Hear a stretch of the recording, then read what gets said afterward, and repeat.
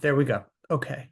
So it's a real pleasure to have you all here for this important conversation at this momentous kind of conjunctural moment where we find ourselves.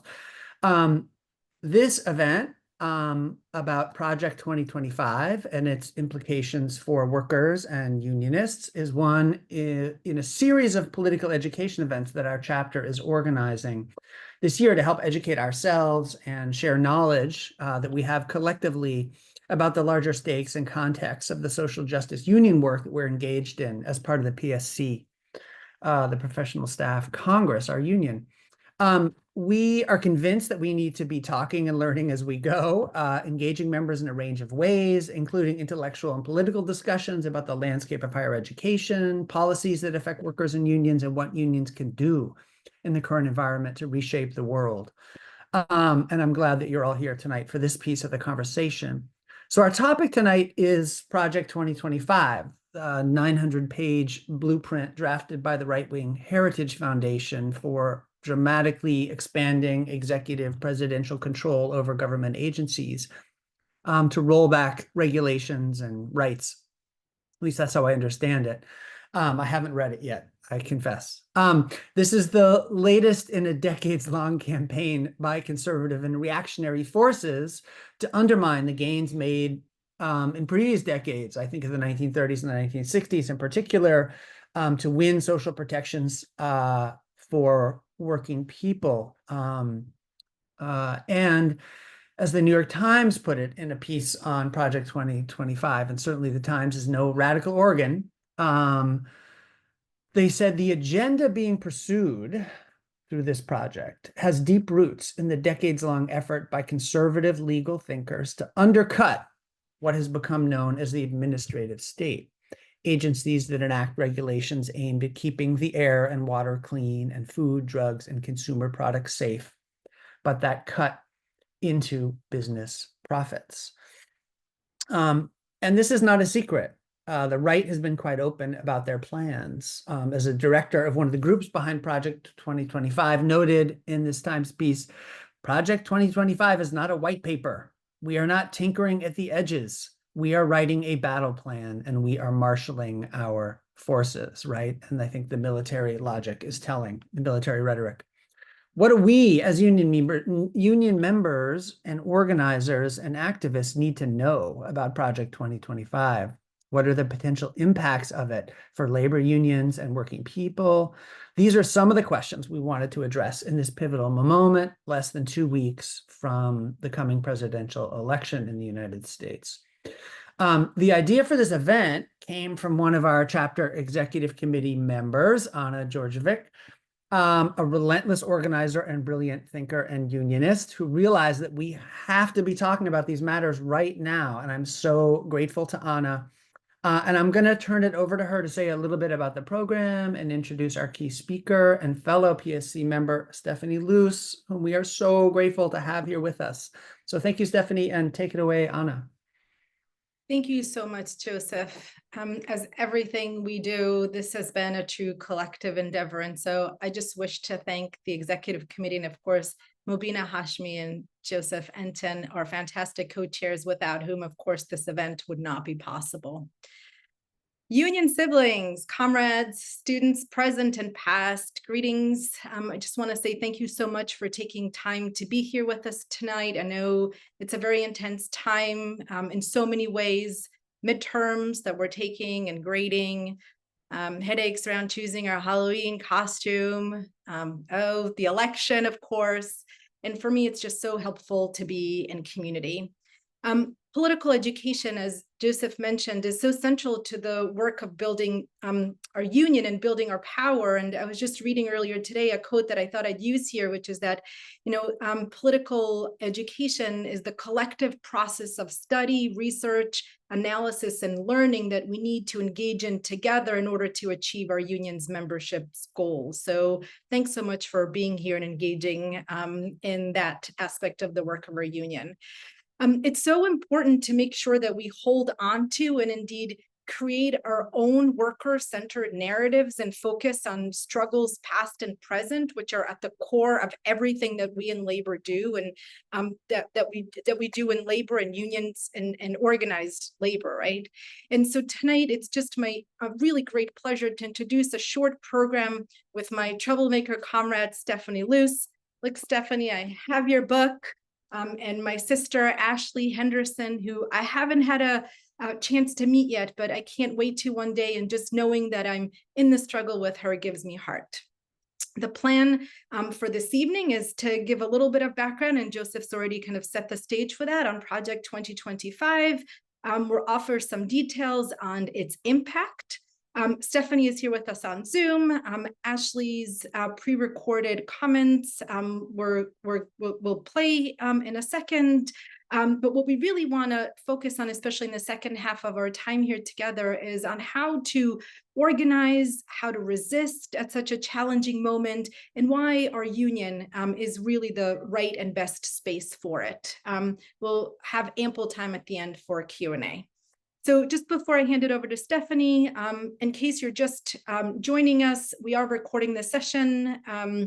So feel free to adjust to that.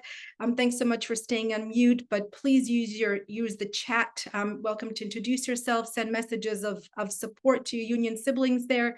And when we open up for Q&A, in addition to raising your hand and speaking, you're welcome to put your questions and comments in there as well. We'll try and keep stack. It is my great pleasure to introduce to you Stephanie Luce, Professor of Labor Studies at the School of Labor and Urban Studies and Professor of Sociology at the Graduate Center at CUNY. She received her BA in Economics at the University of California, Davis, and her PhD in Sociology and her MA in Industrial Relations from the University of Wisconsin at Madison. I think we have other graduates of University of Wisconsin at Madison in this space tonight. Best known for her research on living wage campaigns and movements, she is the author of Fighting for a Living Wage and co-author of The Living Wage, Building a Fair Economy and the Measure of Fairness. She is also the author of Labor Movements, Global Perspectives, and her latest book, co-authored with Deepak Bhargava, is Practical Radical: 7 Strategies to Change the World, right here in my hand. I'm going to hand it over to Stephanie in 1 second, but I think I just want to maybe introduce Ashley as well. Ashley Woodard Henderson is an Afro-Lachian, Black Appalachian woman from the working class, born and raised in Southern Tennessee, the first Black woman to serve as co-executive director of the Highlander Research and Education Center in Newmarket, Tennessee. And as a member of multiple leadership teams in the movement for Black Lives, Ashley has thrown down on the Vision for Black Lives in her Breathe Act. Ashley has served on the Governance Council of the Southern Movement Assembly, the Advisory Committee of the National Bailout Collective, and is an active leader of the Frontline. She's a longtime activist who has done work in movements fighting for workers, reproductive justice, LGBTQIA+ folks, for environmental justice, and more. So right after Stephanie's remarks, we can play Ashley's as well. Thank you, Stephanie. Sure. Yeah. So it's so great to be here, and thank you all for inviting me. So I have been trying to, work with a group of people in labor left spaces to think about Project 2025 and what its implications are. And just some of the context is just to say, in some ways, this is not a new thing. Any administration coming in, you'll find think tanks, and you'll find the administration themselves developing blue plans of what they want to accomplish in the first 100 days of the presidency, and then going into what's the mandate for the presidency overall. Often they develop lists of people they want to hire, and they start targeting who would be our ideal, people to hire within these different agencies and so forth. So in that sense, it's not new. And many of the policy ideas in Project 2025 have also been around for a long time as well. So what's different about this one is it is a much more ambitious, extreme program. It's really going after a full, as Joseph said, it's a political mandate. It's a war plan to really take over the government and really to reverse decades of progress made by progressives and people on the left. They call it the Second American Revolution. And really, I think it reflects a philosophy of people that think democracy is no longer desirable, or maybe it never was for some of them, but they certainly feel like it's no longer tenable, that they cannot retain their power and their wealth and their resources in a fully democratic system. And so this project, this mandate, is really about cutting off our major sources of power that we can use as multiracial democracy to resist and to promote a different agenda. That means attacking unions, because that's a major source of power, attacking even rights to vote, attacking this whole entire system of education, attacking communications, and attacking the entire concept of a public sector and public government. So one strategy is going after our main sources of power. The other strategy is about dividing and conquering and trying to find points of leverage or fissure amongst us. So pitting, for example, men versus women, pitting people by ethnicity, by religion. A lot of the mandate throughout is framed around attacking DEI, so-called DEI initiatives, and making it seem as if there's a strong, there's just trying to divide people by race throughout the document. And then a lot of it is also, I think, the strategy of just creating chaos. It would put us on the defense. It would be putting us into a state of confusion and disruption. And so those are different levels of which we'd have to be fighting back. So that's kind of the context of it. It's an attack on democracy itself, and it's a pretty sophisticated strategy. I would also say important to note is it was written by, I think, 140 authors. And I think they reflect that the conservative coalition itself is a coalition. The document is not consistent throughout because it reflects compromises made within that coalition. There are different political priorities represented, and you can see that at certain points. And we can talk about that later when we talk about how to combat it, because one of the things we want to do is maybe dig into some of those fissures. But thinking about that coalition, the conservative coalition, including the classic neoliberals, pro-corporate wing of the party, white Christian nationalists, including quite, extreme, paramilitary interests and so forth, including like Chamber of Commerce type people, including, Wall Street type people and Silicon Valley type people, and including, people that are maybe in this wing of the Republican Party, like Josh Hawley, and maybe you could even say JD Vance, who give lip service at least to working people's issues. They are certainly not pro-union. They are not pro-worker in the sense we would understand it, but they are willing to take stands against corporate power in ways that maybe other parts of the coalition would not. So you can see some tensions in there about, is this a document promoting white Christian nationalism? Is it about giving business owners more power? There's a little bit of both and a little bit of tension at certain parts. So I would say, and just to key up Ashley's presentation, I think of the labor chapter in this, it's expansive. It's lots in there. There are certain buckets of it. A huge bucket is about challenging the rights to unions to exist at all. It calls to question even whether public sector unions should exist. And it has lots of strategies for attacking private sector unions, which, Ashley will go into. And then there's a bucket that's about attacking employment and employment laws and giving states great freedom to exempt out of minimum wage, overtime, and so forth, child labor.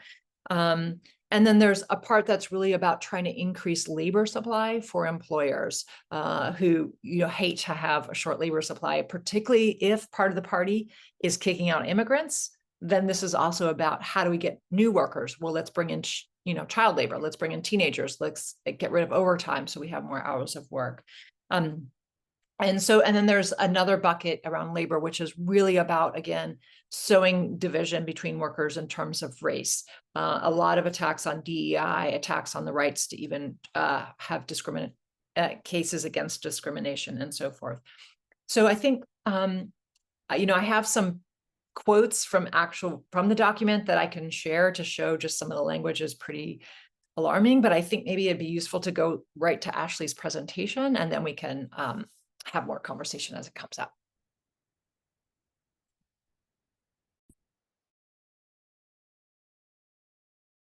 to read. Project 2025 comes for everybody. It comes for LGBTQIA plus folks, comes for folks of color, it comes for people of goodwill of all stripes.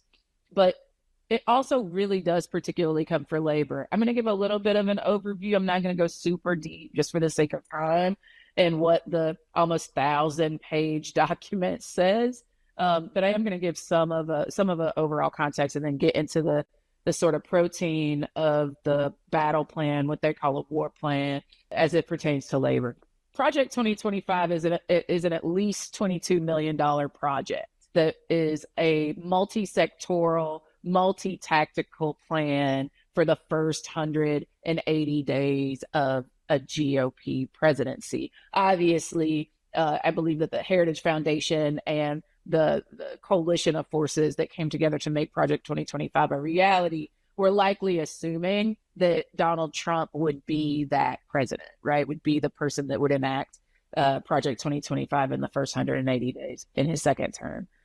And so, again, this nearly 100-page war plan, as they call it, would essentially move that work through their marshals, the marshaling of their forces to cover every cabinet department in the U.S. government on the federal level, and many of the other governing bodies as well. They're serious. It's, I think, over 80 organizations that have come together across their ideological and value set differences, across their different expertise, right? Some of them are think tanks, some of them are foundations, some of them are identity based, some of them are ideology based. It's all sorts of different conservative and right-wing forces coming together across their differences to say, we actually are stronger together, can make impossible things possible together, that in ways that essentially dissolve the federal government, aspects of the federal government as we've known it, and absolve those powers essentially under the presidency.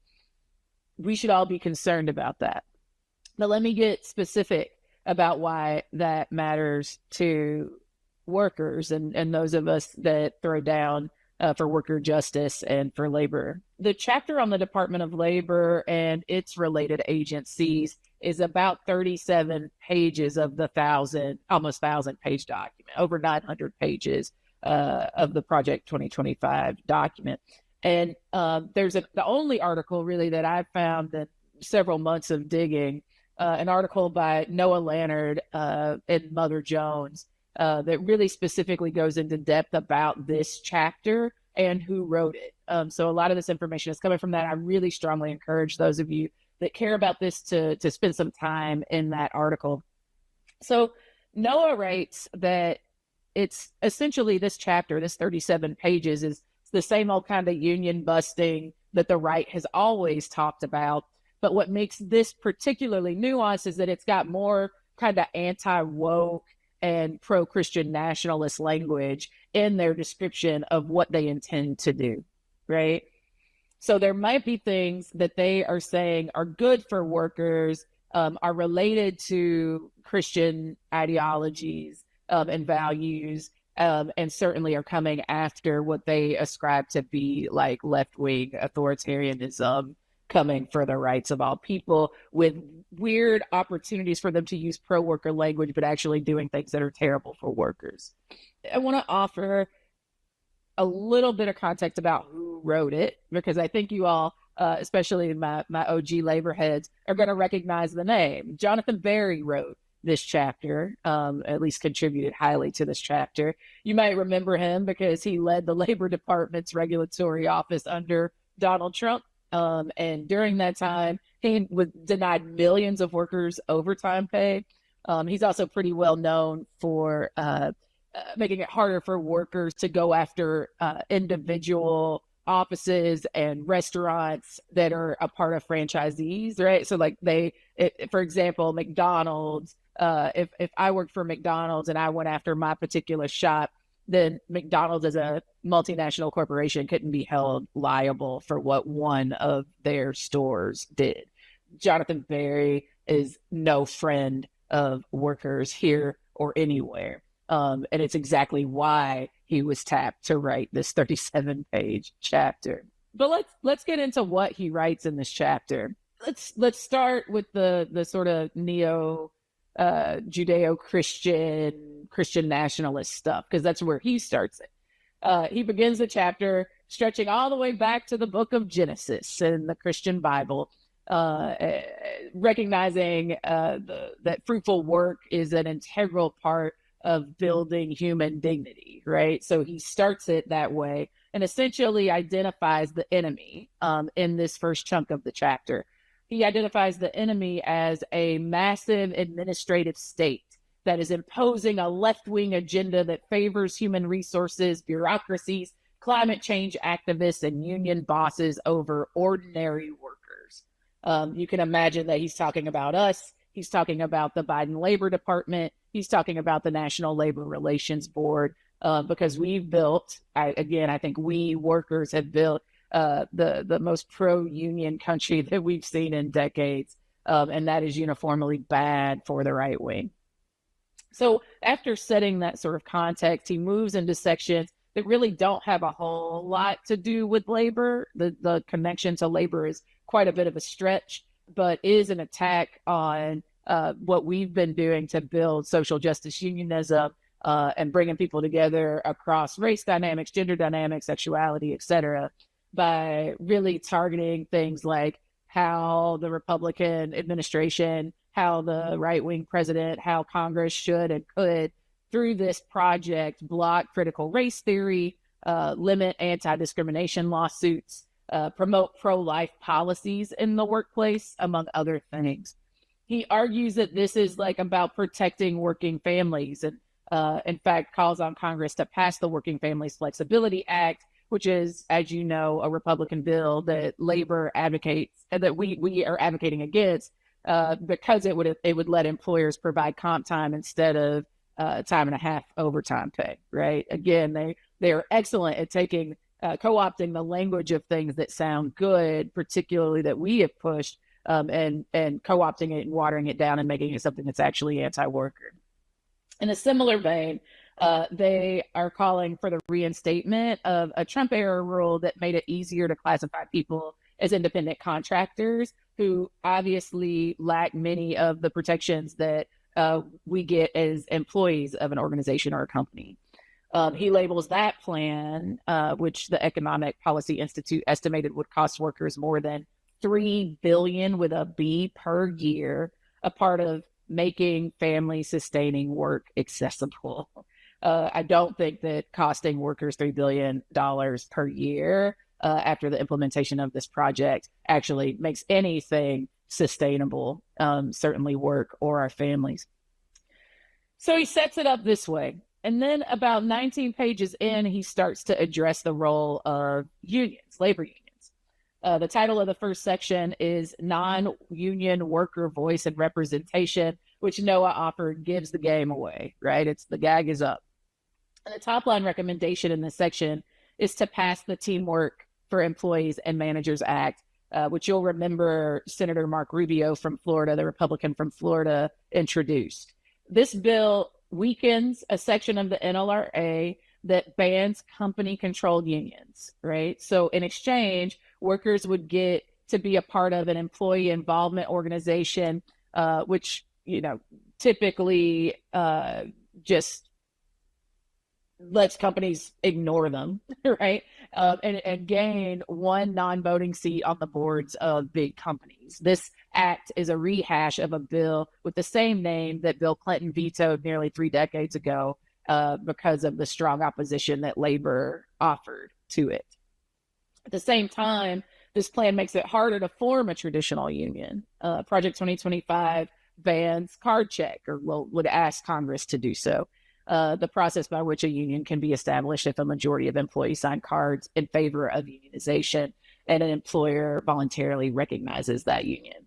When it comes to collective bargaining agreements, this plan under Barry's authorship asked Congress to amend the National Labor Relations Act so that federal laws and regulations can be set to ask if both sides agree to do so as a part of a compromise.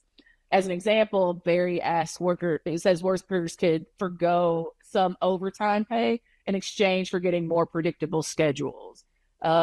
It imagines employers agreeing to something that they should already be doing, right? It They should be providing workers with reasonable notice for upcoming shifts in exchange for getting out of a longstanding legal obligation. So this is a setup. And throughout the plan, there's a lot of policing that flows in one direction, right? We should be concerned because Project 2025 calls for investigating worker centers, increasing funding for the labor office that monitors union finances, right? But at the same time, cuts the department's overall budget. It calls for the Occupational Health and Safety Administration to get no new power or funding, right? One of the few policies that could reasonably be construed as pro-worker, and again, I think this would be a stretch, is the requirement of mandatory overtime on Sundays. I wonder if you can guess why. It's obviously because people might observe the Sabbath, right? Again, connected to the sort of Judeo-Christian nationalism thread that's throughout this document. He explained that the goal is not to increase pay for workers, but to push more businesses to stay closed on the Christian day of rest. This document calls for Congress to eliminate the BA box, as they call it, on job postings that require applicants to have bachelor degrees. This might feel familiar to you because you'll remember grassroots organizations and communities all across the country who led ban the box campaigns that were fighting for the rights of formerly and currently incarcerated people to not be treated as though they are indentured servants at best and enslaved people at worst. It's a co-optation of the ban the box movement. And that movement is to ban the box is still a policy that's getting debated even amongst the most liberal of elected officials. But this is what the context of why you should know about this isn't just because of that co-optation, but is also because it's specifically a dig at college educated people who the right has seen in data tend to not vote for the Republican Party, right? More college educated people tend to vote outside of the GOP. So this is their way to troll progressives that have college degrees, many of whom have been really supportive, overwhelmingly supportive of the ban the box movement. It's a petty kind of you would miss it if you didn't pay attention moment in Project 2025. Last couple of things I'll offer. This document is in some ways pushing for things that could be wedges in the right wing that we should pay attention to. I think arguably one of the most important of them being sort of a break with Republican labor orthodoxy, as Noah calls it, to call for sectoral bargaining in the United States. Sectoral bargaining in the U.S. would allow workers to negotiate collective bargaining agreements that cover entire industries, entire sectors of work. There are many reasons, though, that we should be concerned and skeptical about that and what it would look like in the hands of the right wing. But they are saying that this is a potential that could shift, have a positive shift for workers. And I think we should be cautious and concerned. Them giving us one concession and a sea of things that actually take away our rights is not something that we should pay little attention to. We should pay high attention to. I could go on and on for days. But the moral of the story is that, one, you should check out this article. It gets into much more detail than I have time to do about some of the specifics of this chapter. You should, secondly, read the chapter itself. See for yourself what the right is overtly telling us they're going to do to impact labor movement, to impact workers' rights movements and worker centers, to impact everyday working families. They're not hiding it. They are being very overt. And the thing that you should know about the rest of the document that I've yet to mention that is critical to understanding their capacity to make this possible, this 37-page document and the desires of their hearts for that plan as it impacts labor, is that they are building a database of people that they can bring into the administration now.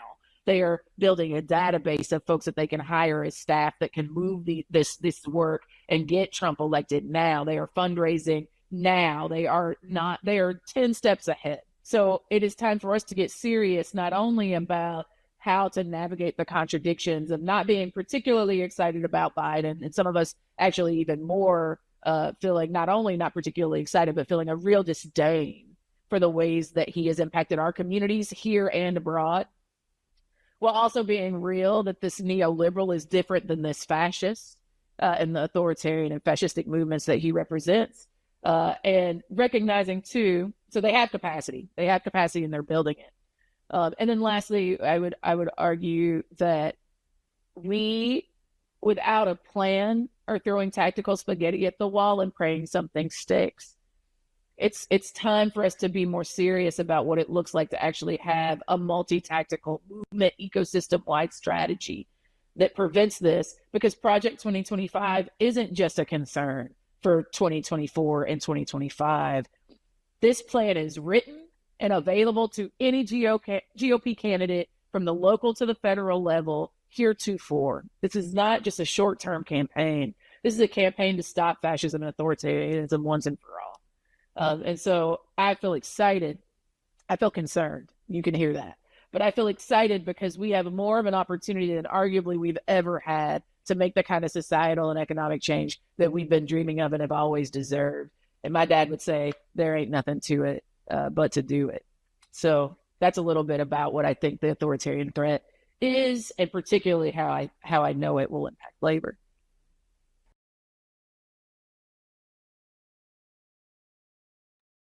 Thank you, Ashley. And before I turn it over to Stephanie, if you're just joining us, welcome.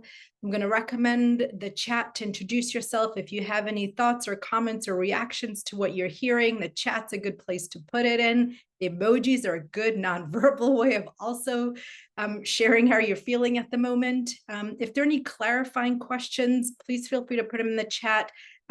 We'll try and answer those. And in the meantime, I'll also drop in the chat the link to the article that Ashley refers to, and we'll also send it out in a follow-up email. But Stephanie, while folks are putting maybe their comments and thoughts and clarifying questions in the chat, anything to add or expand on? I will say one thing to note is Ashley mentions Biden because this recording was from earlier in the spring. So hence that, but you know, and a little bit interchangeably, I think we can think of you know, the campaign that succeeds them in kind of very similar terms.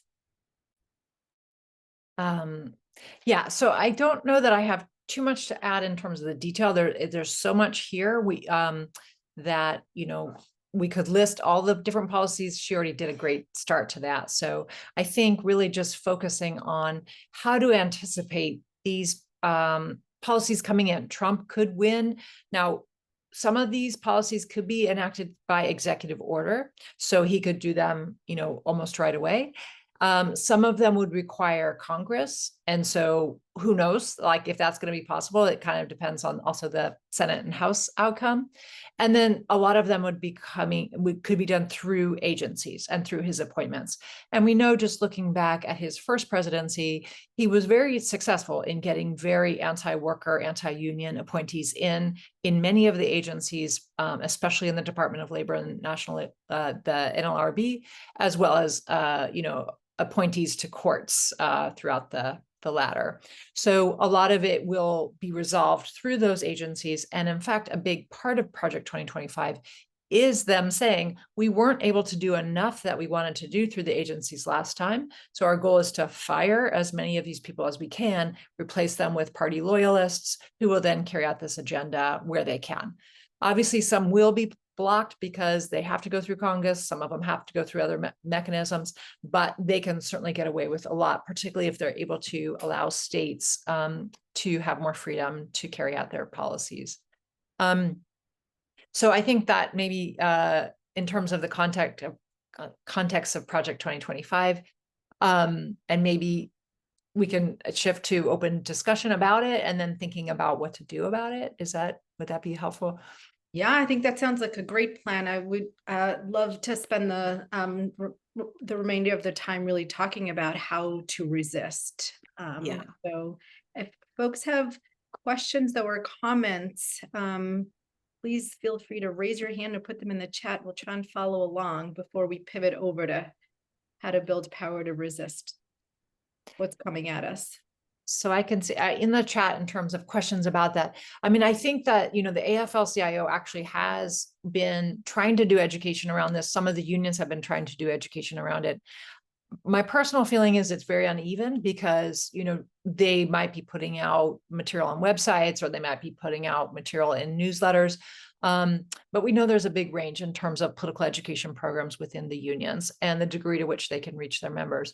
My sense right now is just a lot of union leaders, you know, through some other projects I'm working on, there are union leaders are kind of really afraid to talk to their members. They know there's Trump and MAGA support within their membership.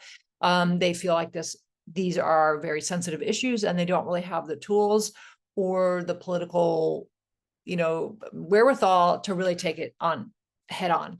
Some of them are, CWA has a democracy defenders curriculum. I've been working with Unite Here, some, you know, different unions that are willing to talk about Project 2025 and talk about the authoritarian threat, but it's quite uneven. And I don't know that we see it too much at the very national level. So I think, you know, that's one of the challenges we face. I mean, personally, I'm just going to say, like, you can compare leadership of, for example, the competing Sean O'Brien versus Sean Fain. One union that says, you know, both of them have Trump support within their unions. One says, we're going to take that on head on, contact members, do political education. One says, you know, my hands are tied. I can't do anything. We're going to sit back and maybe, you know, talk to both parties or talk to anyone and not really take political leadership in or do political education. Thanks for that, Stephanie. Carol, you have your hand up, but I want to second Joseph's request to talk a little bit more about Democracy Defenders curriculum. Go ahead, Carol. I unfortunately, the unions in general and the PSC in particular is hoping and praying that Harris will win and then Harris will save the day. She'll come off on her white horse and save democracy.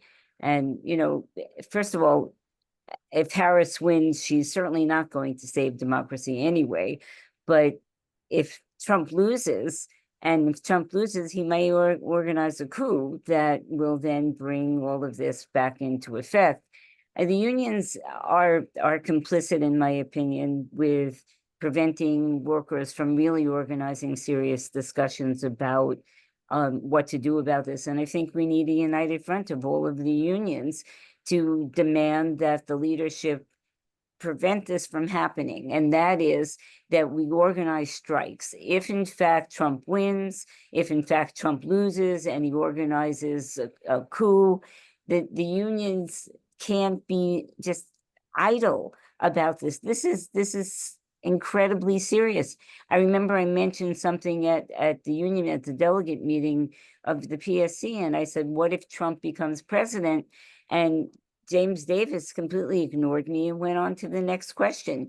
This is unacceptable. So we have to demand that they organize a strike in opposition to the possibility that 2025, and certainly have educationals all over the place in town halls. But I mean, to stop this from happening, the working class has to be mobilized.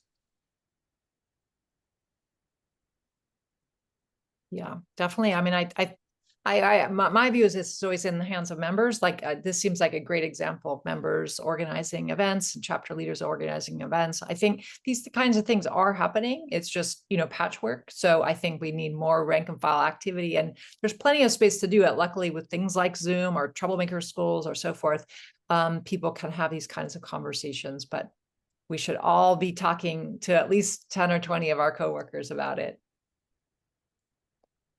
Oh, and the Democracy Defenders curriculum. Yeah, should I go into that? So, so last year I worked on a project with some folks from the Communication Workers Union and a couple other unions to first survey the scene of talking to union leaders and union educators around the country as to what the unions were doing around the rising threat of authoritarianism. And we found, again, a real range. Some are trying to deal with it. Some are just trying to survive. You know, a number of unions in the fully red trifecta states are like, authoritarianism is here now. So like, we're not even like thinking the future, it's here now. And we are fighting daily for survival. So for them, they're like, we want any resources or tools we can, we want to take action, but we're just trying to survive. So what we did is we developed a curriculum based on a kind of train the trainer model, which talks about the fact that we've never had real democracy in this country from the start. It's never been a real thing. But workers and social movements have fought for it. We've won some stuff. Now there's a fight back. So how can we think about expanding and making democracy real? We talk about what does democracy look like in the workplace? Who makes the decisions? Who controls production? Who decides what pay is, and so forth. Then we talk about democracy in society, and the link between the two, how unions can play a major role in promoting democracy on every level, and going through some case studies of both the attacks on democracy and unions in places like Wisconsin and Florida, as well as positive cases like Minnesota, where unions have played a big role in expanding democracy.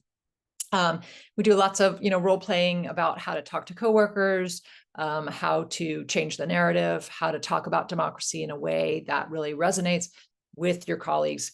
And so the idea is we're training union members to lead these trainings, and then they go and use that to train their coworkers and have those conversations in the workplace.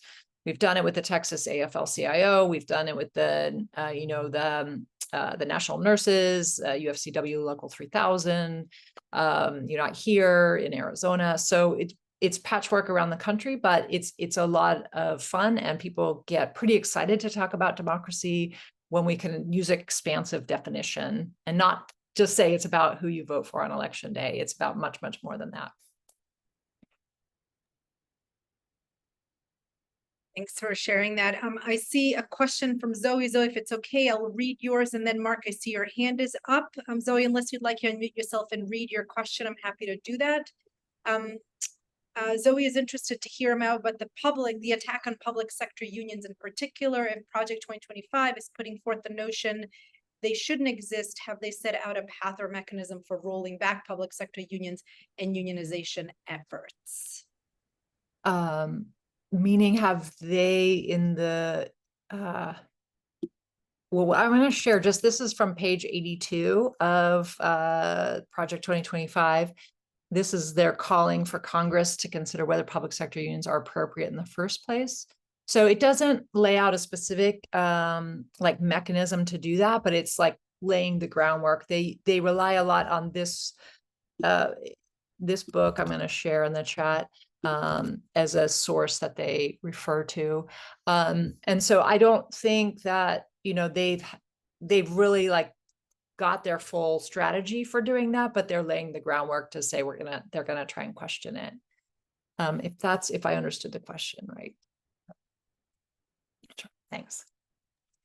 And Joseph, I'm remembering, I think before folks kind of joined, you were talking about this being a continuation of Janice. I don't know if there's anything else you just wanted to kind of make some connections with ongoing. Yes, exactly. You're putting it in the chat. Yeah, why don't I let Mark go, and then maybe I'll jump in for a quick second. I'm wondering what are the real takeaways. Like, I'm going out to Pennsylvania this weekend, right? And what are the real takeaways? Because Ashley talked about how there are these, wedge issues. I read the labor chapter some months ago, so I don't really remember the specifics of it. But I was a transit worker for 20 years, and I can imagine the 15,000 transit workers that are forced to work every Sunday on straight time saying, oh, look, Trump wants to help me. Trump wants to put money in my pocket. Trump wants to disincentivize the transit authority from having me work on Sunday, right? What is it that, if there are three things that we should be saying to workers as we go out and knock on doors about this chapter, what are those three things? Because I think there are things in this chapter that are also very appealing to workers. Yes. And that's what I mean about the odd coalition, because I think there's Orrin Cass, who's one of the Republican strategists who helped write this. I think he believes he's advancing worker rights in his sentiment. And in fact, this is one thing that I wasn't tried the same analysis as Ashley when she talked about ban the box on the bachelor's degree. You could see that as attack on college workers, but I think you could also see that as being pro non-college educated worker. So I agree with you. I think they're smart enough, and that's part of their divide and conquer, is to take pieces of this that resonate with workers and real worker desires, cutting back work on Sunday, making a more family-friendly workplace. They talk about childcare. They do a lot about male breadwinner, like male wages should be high enough to support a family. So for sure, there's things in there that are going to resonate and really be what workers want. And just like Trump did some things, he did it for wrong reasons, but he like vetoed the TPP, the Trans-Pacific Partnership, So I think the takeaways is to say, like, at the heart of this, it is actually about making unions illegal or nearly impossible. It's about taking away any protections we have as workers in terms of health and safety, minimum wages, overtime. And it's about trying to think of other workers as the enemy rather than focusing on corporations and corporate, policy. So to me, that's the overriding content, even though there are some nice pieces thrown in there. I mean, I got to share this language on the child labor one. It's just really, it's just, some of this stuff it's just so hard to believe that they are getting away with saying this. I'm going to put this in the chat.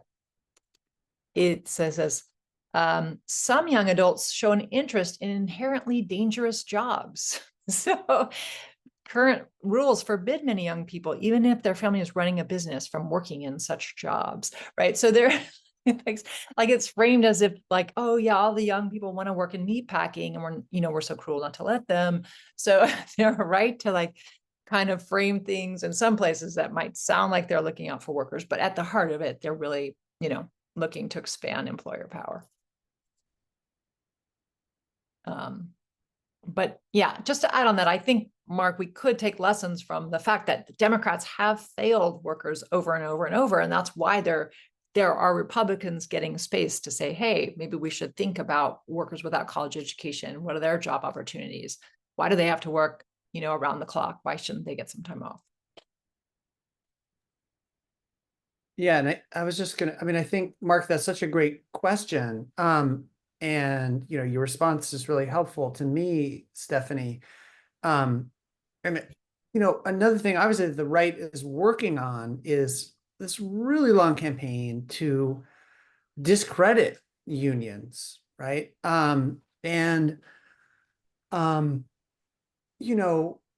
Obviously there, Janice and this document are suggesting that, unions are part of the problem. They're constraining workers, right?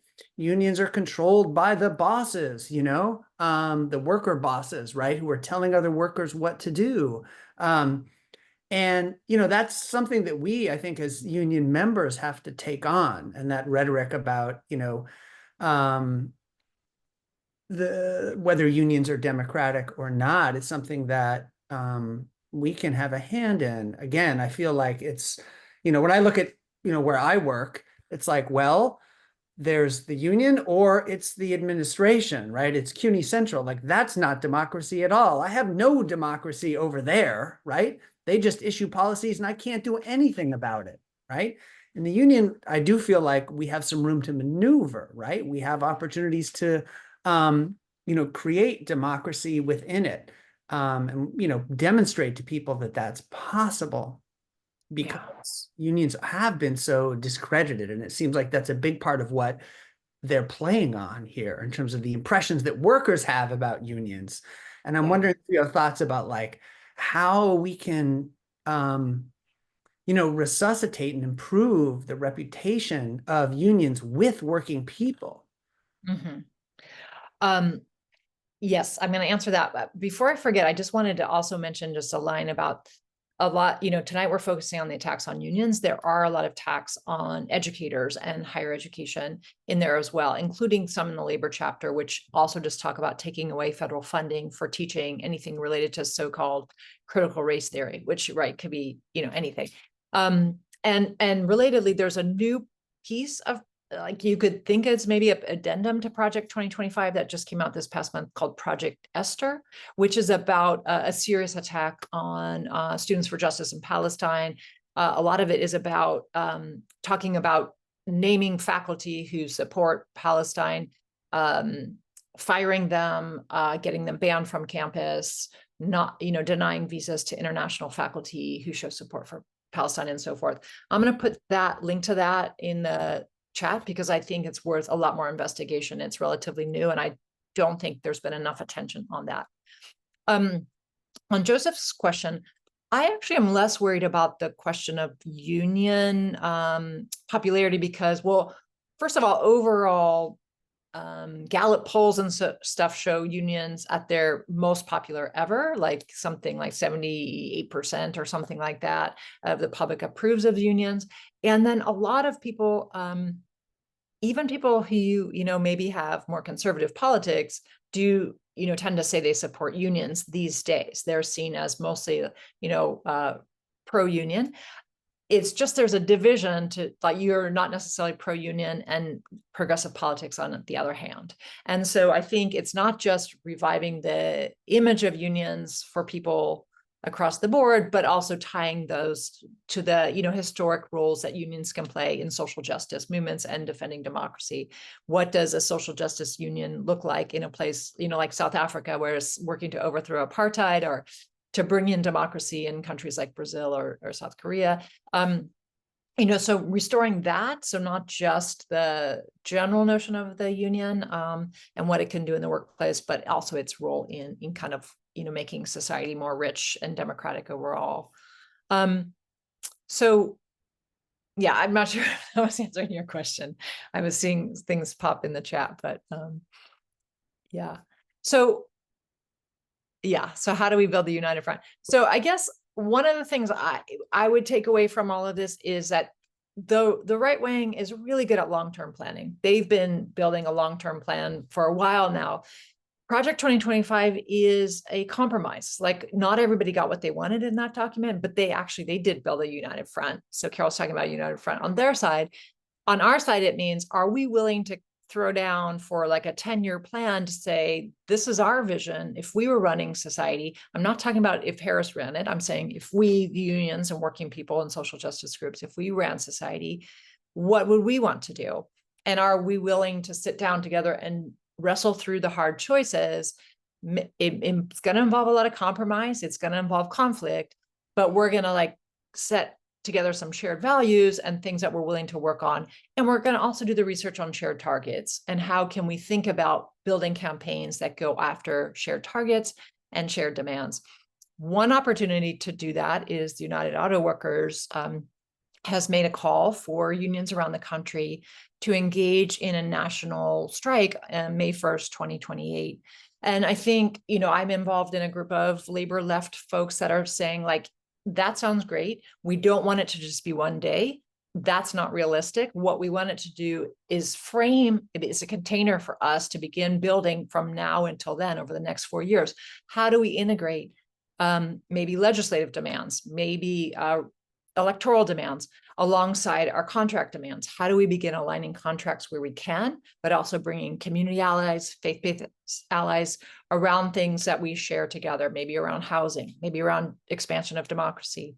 And so the idea is not just one day of a general strike. That's why some people are saying, let's not say general strike so much as national strike or national action, because it might be that it's a rolling event. Maybe it's over a couple months. In some cases, it might just be a strike threat. Doesn't have to be a strike, but we can begin to use it as a way to build trust and long-term strategy across a wide range of organizations and unions. And I think Mark is bringing the conversation a little bit closer to home in the PSC when we talk about what does that look like for us here? What does building toward May 1st, 2028 look like in the PSC? Yeah, and that's a question for everybody. But for everybody, yes. The AFT has passed a resolution. It passed a resolution this summer calling on locals to support this and build towards it. And so it could mean, this contract right now, we try and set it so that expiration date is at some point in 2028. And then we begin to like do things like strike schools. I know there was talk of that, earlier this year. We could participate in relationship building with other unions in New York City, along with our community group allies, see if we have shared demands, see if we have shared, demands with statewide campaigns, maybe, something aimed at the state legislature around free higher ed, all of these things, they're on the table. The strike is part of it because it's building that threat, but it's not really just about the strike. It's really about the organizing. It's a container for which to do the deeper organizing that's going to be every day between now and 2028, talking to more and more coworkers and more of our community allies. Thanks for that, Stephanie. Carol, I see your hand up. Just give me 1 second to see if there's anyone else who has a question or a comment. If you'd like to raise your hand, put it in the chat.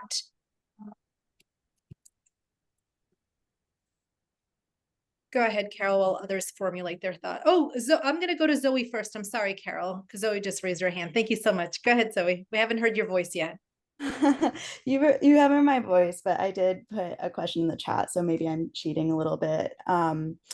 But yeah, it's really been helpful hearing all of this discussion and talking about how we can sort of resist as PSC, as workers at CUNY, and just kind of thinking about what Joseph was saying, how a lot of this rhetoric kind of relies on pitting workers' individual rights against the union as an organization.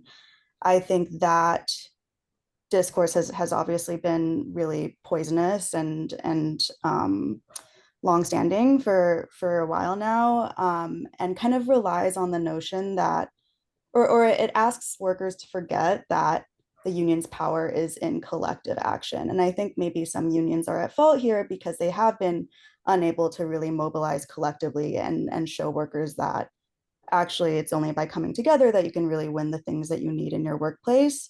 And I think one way to sort of disrupt that Project 2025 narrative is to actually put forward collective action, and show that that's where the union has power. I think individual workers who feel constrained by the union often feel that way because they haven't seen that kind of collective power. They haven't been led to that point by their union leadership. And I know, Stephanie, you mentioned strike schools, and we actually had, there's a formation within the PSC CUNY on strike that has actually put on a couple of strike schools, not this semester, but previous semesters. But it is really challenging. It's challenging work to kind of persuade people that collective action is a possibility and that the union isn't just here to kind of resolve one-off problems, like kind of on the service unionism model, but that there is a possibility that we can collectively withhold our labor and win something through that. And I wonder, if anyone here, including Stephanie, has thoughts on kind of like the just sort of like groundwork of having those conversations. Strike schools have been a helpful model, but they tend to be sort of less interpersonal. And I think now we're kind of at this point where we need to just be having conversations actually all the time. And not all of us necessarily know how to do that or have been trained in that. So yeah, I really look forward to hearing anyone's thoughts on kind of what's next for the PSC in terms of that.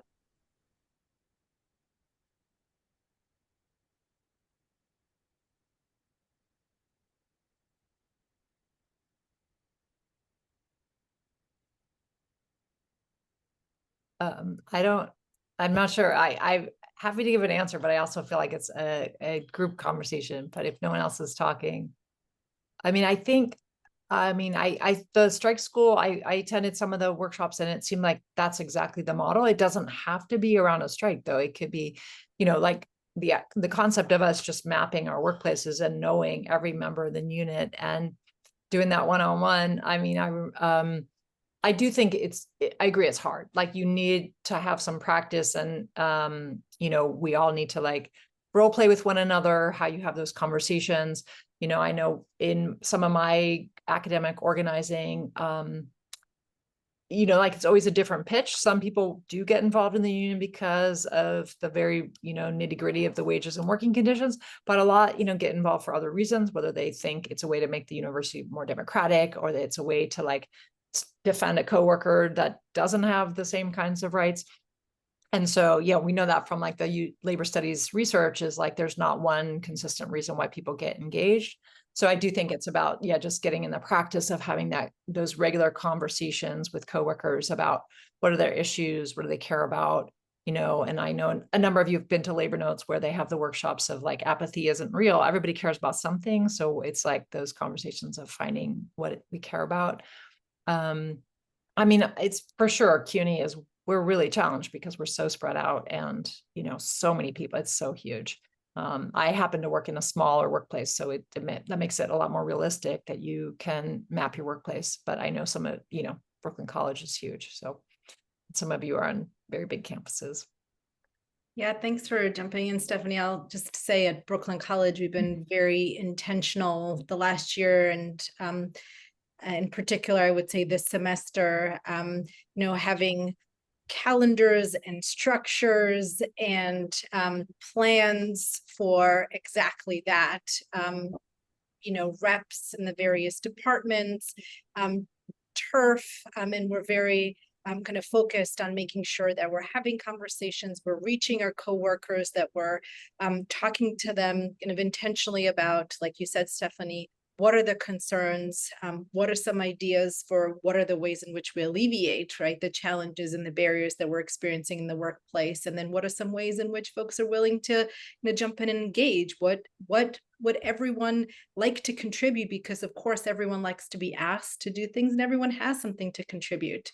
And so it's actually been really quite fruitful for us. But yes, of course, it's labor intensive and it takes a lot of time, but it's also been just incredibly gratifying also. And of course, these kinds of gatherings, the political education, the labor kind of education that we've also been doing, have been bringing folks together and really expanding all of the ways and the spaces that the union does its work. And I'm seeing Maddie is adding one thing we need in our union are more cross-campus conversations.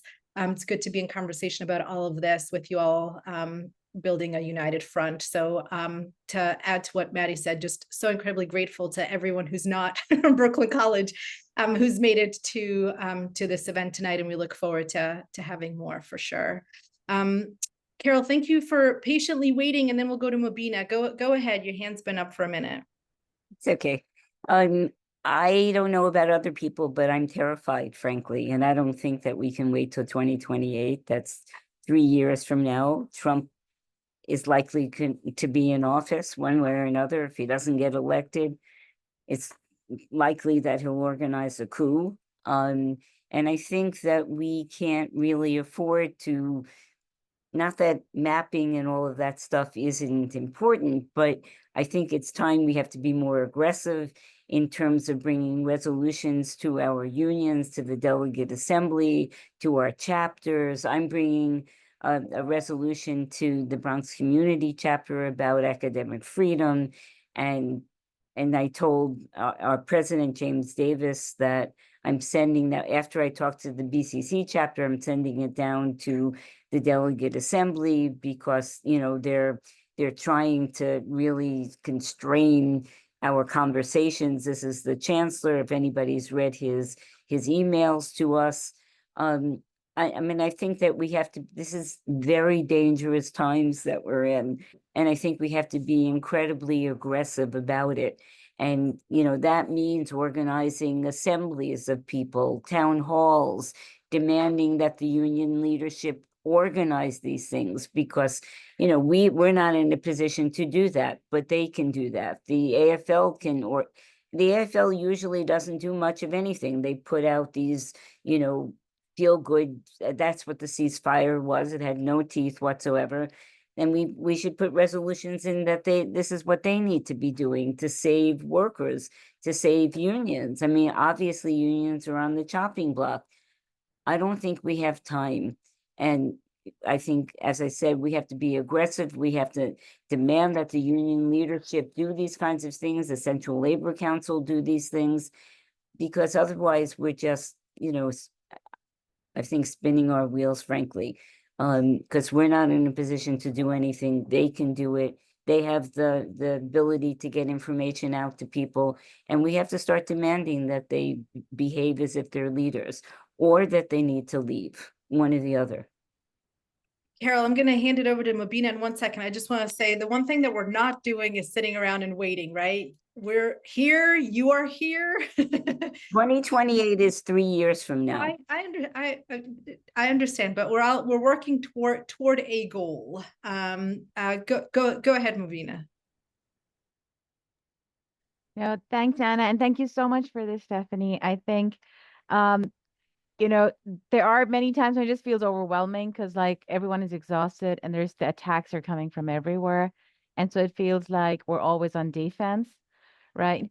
And I think that what you said about the long view that the right takes is really important here. I keep thinking, I know it's old, but like Stuart Hall's like Toad in the Garden, is my touchstone on this. Is that, the right took an awful lot of losses for a long time, right? But they built that ground game.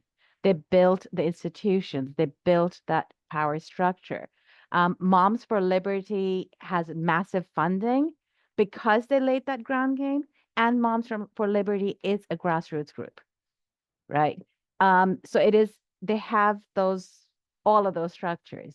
So I feel like, and also like to your point, Carol, I think if you bring a resolution, to get a resolution to pass, you need to talk to people to convince them to vote for it. So it always comes back to us talking with each other, building our positions together, creating those points of commonality.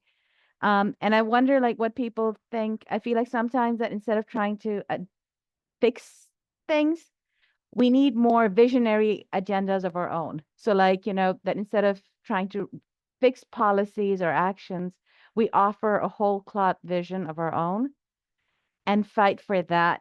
Kind of like, so I feel like that is sort of more empowering, more optimistic, rather than constantly saying, gosh darn it, here's another stupid thing that we have to try and fight against and fix. And I'll stop there. Thanks, Mobina. I saw your hand go up, Joseph, if you wanted to jump in. Oh, I was going to say, yeah, I mean, I agree. We shouldn't wait till 2028. I don't think anybody here is suggesting that. Thankfully, right?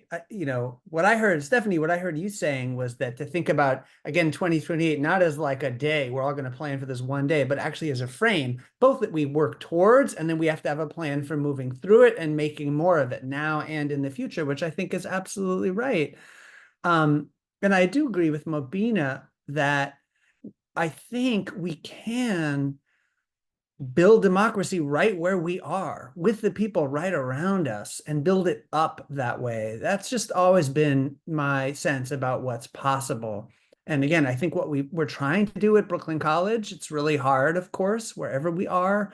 But to create a sense of possibility and hope about what we can do together, like just start with a small group of people, see what we can get done and build that way, rather than, I get disempowered when I feel like, well, I'm dependent on those guys up there at the center or head of the union to make something happen, and if we build it up from the bottom ground, as a lot of people in our union, you included, are doing, right, is trying to make something happen by talking to the people right around us and building person by person. I really do think that that's the model, although I totally hear you about the urgency, of the situation.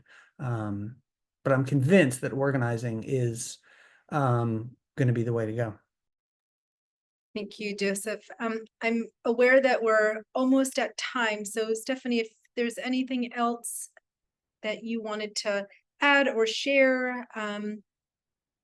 Sure. Yeah. So actually the book that you held up, Anna, is like based on a class that I teach with my colleague on power and strategy. And we make the case that the fundamental foundational strategies for people like us, underdogs, is about base building, returning to building that relationship, neighbor to neighbor, coworker to coworker, and as well as what we would say is collective care, because we're going to be faced with a lot of really dangerous times ahead, no matter what, and we need to have each other's backs in order to take the big risks we need to take. We're going to need to disrupt in a way that we have not disrupted before, and that means we have to take care of one another so that we can do that. And yes, 2028 could be a moment in which we are making really bold demands going forward about, national health care, shorter workday, whatever. It might be that we're in a position where we're just striking to demand that we ever have another election again, right? So we don't know. Right now, we're in a really precarious place. I agree with that. I like the framing that people have used around blocking and building. We're blocking the right and the movement of the right, but we also have to build, because as Joseph said, if we don't have a vision of a better future, of a longer term plan, we're just playing defense, defense, defense. And we need to know that there's also a chance of something better. We can do both. In fact, I think they enhance one another. I think they make each other stronger to think about blocking and building together. So I know we're out of time, but this was really great to meet you all and be here tonight. What a wonderful note to end on. But before you all go, a huge round of applause for Stephanie. Thank you so much for agreeing to be here with us tonight. And we're going to extend a thanks, of course, to Ashley. And Mobina, would you be willing to just tell us some things that are coming up, speaking of all the great stuff we're doing at Brooklyn College, for anyone who wants to join us in the coming weeks? Yes. Like Jill said, we're so thrilled to have people from BC here, new people, and also to have people from all across CUNY. I just put some links in the chat. So for BC folks, there's Stephanie's information. There's a PSC CUNY bargaining platform and updates that we can take a look at. But Brooklyn College folks, take a look at our link tree. Our chapter meeting is next week on the 29th. Come to that and check your email for that. And let us know if you want to get more involved, what your vision is, what you would like to work on. And we'd love, love, love to see that. So again, massive shout out to Anna for this idea, and to Joseph for helping organize it. And it was weirdly not as depressing as I thought it would be. I'm actually ending on an optimistic note. So thank you. Thanks, everybody. Thanks, Anna. Thank you, Stephanie, so much for coming and for all your wisdom. Really great. Thanks, Thank everybody. you all. Appreciate it.